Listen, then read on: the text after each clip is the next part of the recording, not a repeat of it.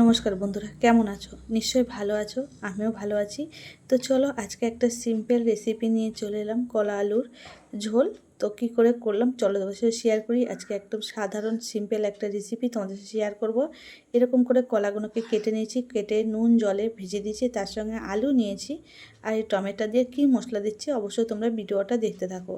আর রান্নাটা যদি তোমাদের ভালো লাগে অবশ্যই লাইক কমেন্ট শেয়ার করতে ভুলো না। তার মধ্যে টমেটো নিয়ে নিয়েছি আর কিছু কাঁচা লঙ্কা আর আদা নিয়েছি, এই হচ্ছে আমার মশলা।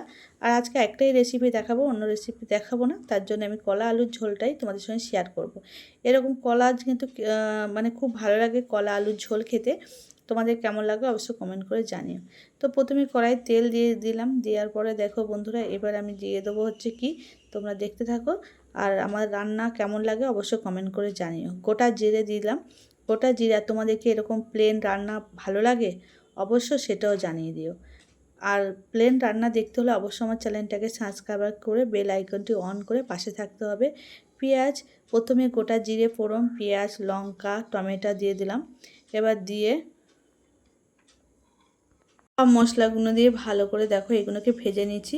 কাঁচা লঙ্কার তরকারি কিন্তু খেতে খুবই ভালো লাগে। তার সঙ্গে যদি এরকম লম্বা লম্বা করে কলা কাটা হয়, তার আলু যে দেওয়া হয় তো অবশ্যই ভালো লাগে খেতে।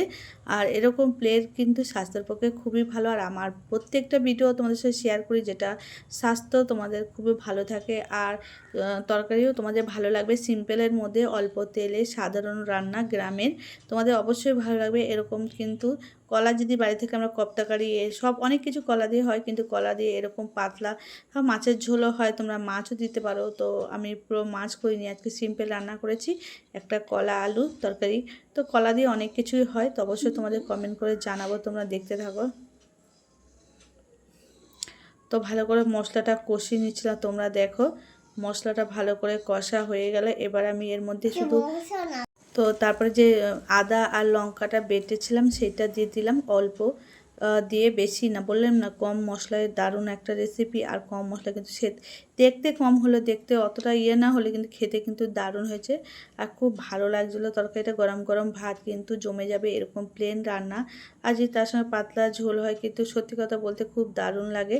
আমার তো দিকে খুব বৃষ্টি হচ্ছে, তোমাদের দিকে। আর তারপরে দিয়ে দিলাম একটু জিরে গুঁড়ো, তোমরা চাইলে জিরে বেটেও দিতে পারো, জিরে গুঁড়োও দিতে পারো।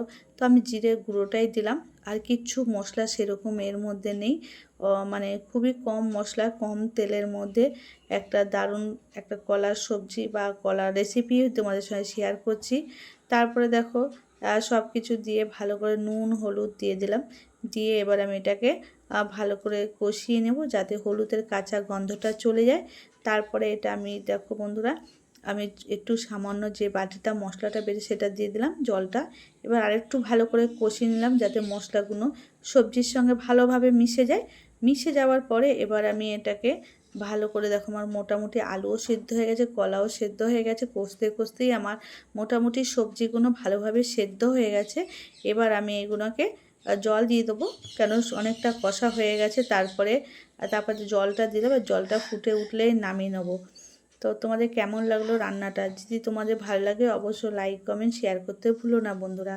আবার আমি চলে আসবো অন্য কোনো রান্নার রেসিপি নিয়ে অন্য কোনো সময়। তো দেখো আমার রান্নার ঝোলটা কিন্তু হয়ে গেল। এতে তোমরা মাছ দিয়েও করতে পারো, এরকম প্লেনও করতে পারো, মাছ দিয়ে করতে পারো। তো দেখো তরকারিটা কি সুন্দর হয়েছে, গরম গরম ভাতের সঙ্গে পুরো জমে যাবে। অন্য ঘরে যদি কিছু না থাকে এরকম কলা আলু সবজি করে কিন্তু ভাত কিন্তু খাওয়া যায়, খুব দারুণ লাগে। আর তার সঙ্গে করেছিলাম মাছের লঙ্কাগুলো। তো বাই বাই বন্ধুরা, আবার দেখা হবে নেক্সট ভিডিওতে। ভিডিওটা দেখার জন্য তোমাদের অসংখ্য ধন্যবাদ। Tata, bye bye.